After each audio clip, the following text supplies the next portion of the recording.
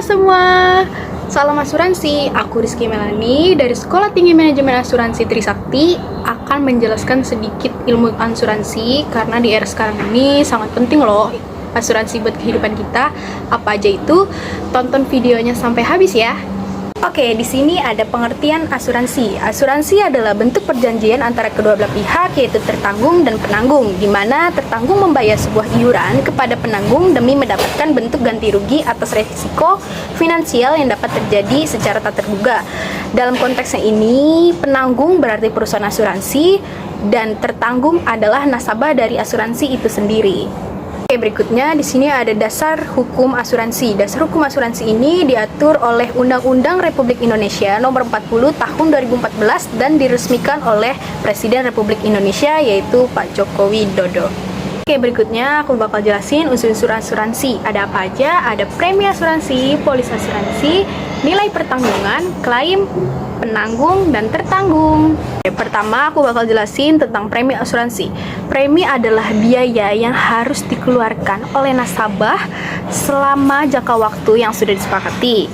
Berikutnya ada polis asuransi. Polis adalah dokumen yang sah mengatur tentang perjanjian asuransi antara nasabah dan perusahaan asuransi.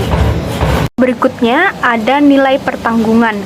Adalah aset nilai ekonomi tertanggung yang sudah dijamin oleh penanggung atau perusahaan asuransi.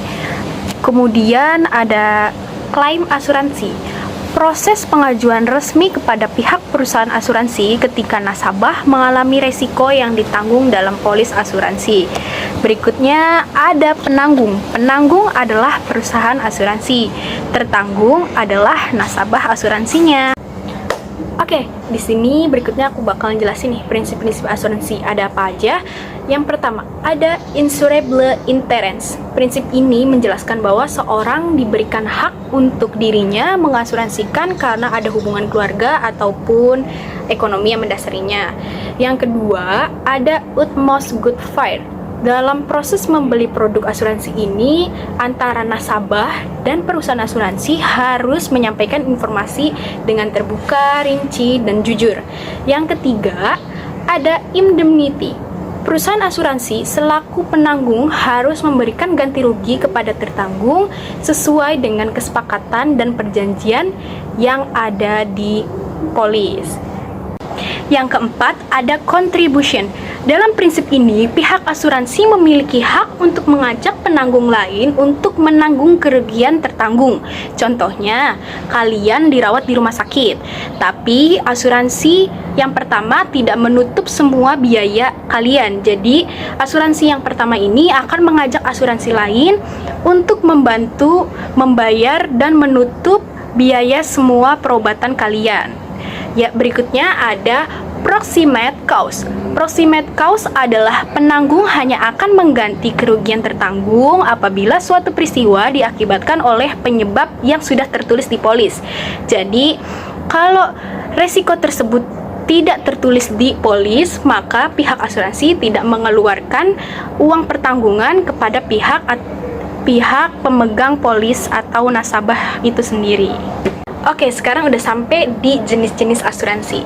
Asuransi ini memiliki dua jenis, yaitu asuransi jiwa dan asuransi kerugian.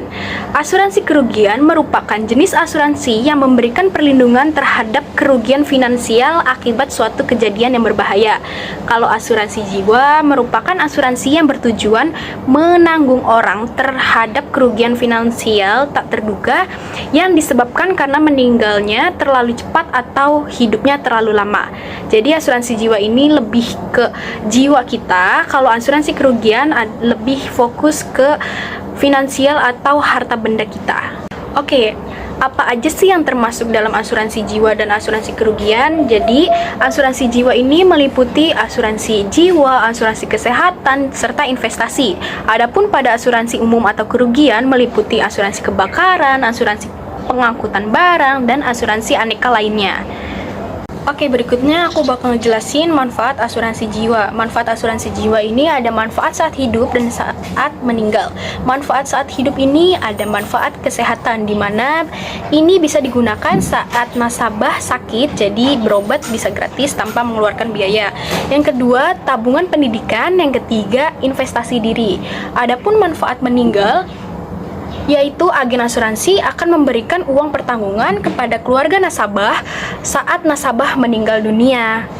Oke, kita udah sampai di manfaat asuransi umum atau asuransi kerugian. Yang ditanggung adalah seperti kerugian finansial yang sebagai contoh kebakaran rumah, kebakaran perkantoran, kebakaran sekolah, serta gedung-gedung lainnya. Yang kedua, ada jaminan resiko kerugian yang dialami seperti kehilangan atau kerusakan barang pada saat pengangkutan barang melalui jalur laut. Yang ketiga, ada jaminan resiko untuk berkendara bermotor serta asuransi tanggung gugat. Ya, manfaat umum asuransi itu sendiri adalah memberikan rasa aman dan perlindungan. Yang kedua, pendistribusian biaya dan manfaat yang lebih adil.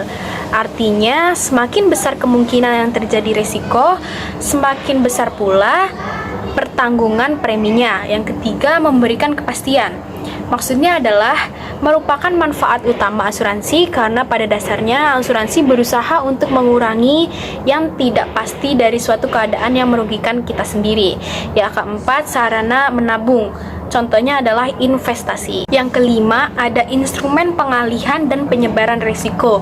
Melalui asuransi, kemungkinan timbul risiko kerugian dapat dialihkan dan disebarkan kepada pihak penanggung, jadi nggak ditanggung sendiri.